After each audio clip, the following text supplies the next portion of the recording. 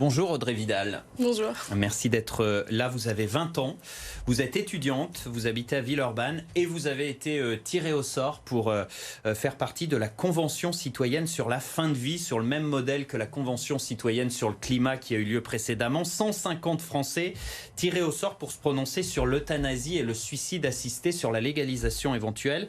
Avant d'évoquer le fond du débat, comment vous avez réagi quand on vous a appelé, contacté pour faire partie de cette Convention citoyenne ? J'ai été étonnée, puis j'ai cru que c'était une arnaque. Parce que, forcément, il y a pas mal d'appels qu'on reçoit qui sont frauduleux, donc j'étais super étonnée. On vous a appelé? Oui, on m'a appelé, oui, pour m'expliquer que j'avais été tirée au sort. Et là, vous réagissez comment? Vous acceptez parce qu'on peut refuser? Oui, on peut refuser. Et ils m'ont laissé un temps de réflexion quand même, et j'ai pu leur répondre par mail si je voulais participer ou non. Pourquoi vous avez accepté de participer? Pour moi, c'est quelque chose qui se reproduira sûrement jamais dans ma vie. Puis c'est quelque chose de démocratique, donc je voulais y participer. Ça se passe comment? Parce que ça a commencé la Convention citoyenne sur la fin de vie début décembre, il y a 2 semaines à peu près. Vous êtes réunis régulièrement à Paris, c'est ça, au Conseil économique, social et environnemental? Oui, c'est ça. On a 9 week-ends de 3 jours où on est réunis du coup au CESE et on débat sur le vendredi, samedi et dimanche.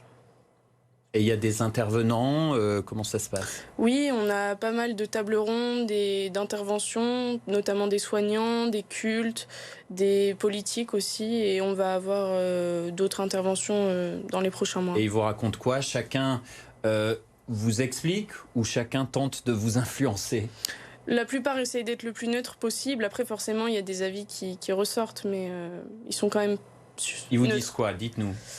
Par exemple, pour les cultes, la religion, forcément, c'est quelque chose qui est écrit, donc ils ont leur point de vue et ils nous l'ont bien expliqué. Après, pour les soignants, c'était relatif à leur profession, à leur parcours, donc ça dépend.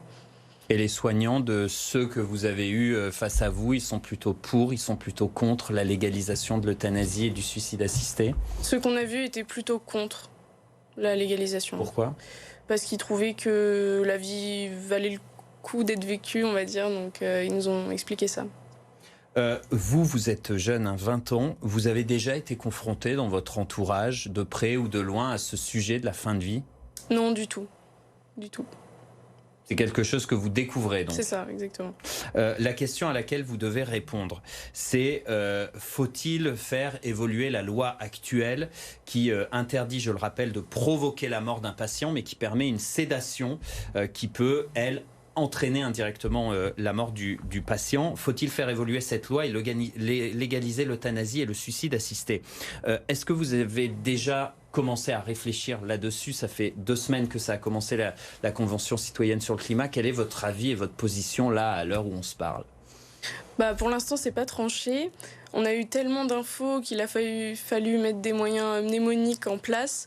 Mais pour le moment, je dirais que j'attends de voir toutes les interventions qu'on va avoir pour pouvoir donner mon avis sur cette question. Pour l'instant, vous en pensez quoi?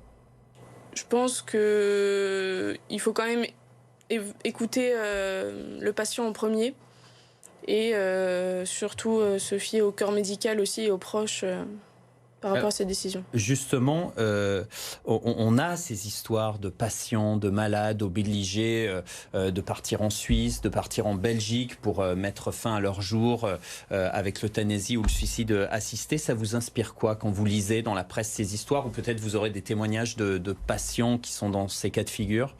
Pour moi, c'est dommage qu'en France, on soit obligé d'aller à l'étranger pour faire nos choix. Donc c'est peut-être une idée, une piste à creuser pour trouver des bons moyens en France qui pourraient éviter ça. Vous aurez des témoignages, vous nous disiez qu'il y avait des soignants, des élus, des représentants des religions qui étaient convoqués face à vous, les 150 citoyens tirés au sort. Vous allez aussi rencontrer des patients atteints de maladies qui sont directement concernés par ce sujet de la fin de vie, c'est prévu? Oui, c'est nous qui l'avons demandé, c'est les citoyens qui décident du programme, et du coup on a demandé à voir des patients atteints de maladies neurodégénératives notamment courant janvier. Et ça sera de nature à influencer votre choix, vous pensez? Oui, pour moi, ce sera quelque chose qui pèsera lourd dans la balance. J'aimerais qu'on regarde ce sondage qui indique que les Français sont plutôt favorables à une évolution de la loi. Vous allez le voir, ce sondage sur le débat de la fin de vie. 78% des Français favorables. Le sondage réalisé pour l'association Le droit de mourir dans la dignité, la DMD. Vous comprenez qu'il puisse y avoir un désir de mort quand la vie est pire que la mort finalement, avec des symptômes, des souffrances, avec une perte d'autonomie. Vous qui avez 20 ans, qui êtes étudiante, vous entendez ce discours-là, même si vous n'y avez jamais été confrontée? Oui, je l'entends bien sûr et je pense qu'il faut écouter parce que les souffrances, c'est pas forcément physique, ça peut être surtout psychologique et il faut prendre en compte ça pour leurs décisions. Ce débat, il est aussi très passionné. Il y a des associations qui refusent catégoriquement la légalisation de l'euthanasie, du suicide assisté. À Lyon, on a l'organisation catholique La Marche pour la Vie, qui d'ailleurs manifeste régulièrement contre une évolution de la loi. Est-ce que vous vous sentez sous pression quelque part? Non, je trouve pas. Je pense qu'ils ont le droit de faire ça, évidemment, on est en France, mais cependant, c'est pas eux qui souffrent, donc je pense pas qu'ils aient une pression sur les citoyens de la Convention.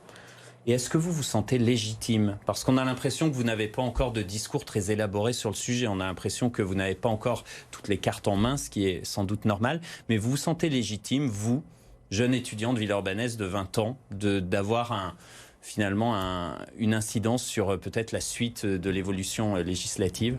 Je pense qu'on va tous y être confrontés un jour, qu'on ait 20 ans ou 70. Et puis avoir une vision de personnes jeunes, je pense que ça peut être un bon point pour la Convention. Vos parents, vos proches, ils vous aident, ils vous orientent, ils vous guident, ils vous influencent? Pour le moment, j'ai pas encore eu le temps de leur parler vraiment et de débattre sur ça, mais je pense que ça va venir.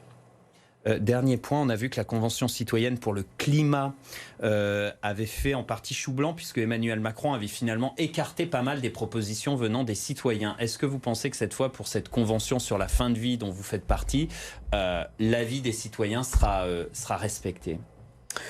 Oui, je pense. Et puis on a eu l'occasion de parler avec une citoyenne de l'ancienne Convention qui nous a expliqué qu'il y avait pas mal de propositions qui avaient été retenues en fait et qui étaient plus petites, donc elles sont moins passées sur les médias, mais elles ont été Il y en a appliquées. beaucoup qui ont été rejetées aussi, ce qui a fait bondir les associations écologistes en disant ça sert à rien de faire une convention citoyenne si c'est pour pas écouter les citoyens. Vous êtes optimiste? Oui, je suis optimiste. Merci Audrey Vidal, étudiante de Villeurbanne. Donc vous avez été tirée au sort, je le rappelle, pour la Convention citoyenne sur la fin de vie. Merci à vous.